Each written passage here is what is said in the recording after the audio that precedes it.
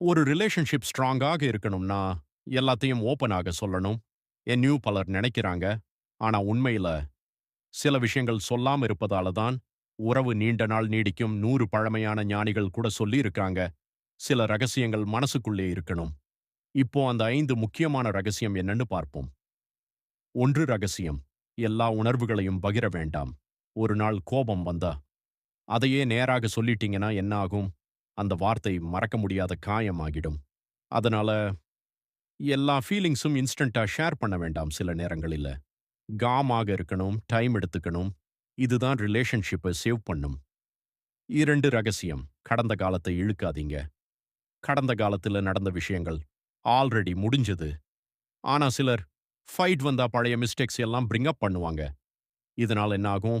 Trust குறையும், respect குறையும். ஒரு ஸ்ட்ராங் ரிலேஷன்ஷிப் பாஸ்ட்டை விட ஃபியூச்சரை ஃபோக்கஸ் பண்ணும்.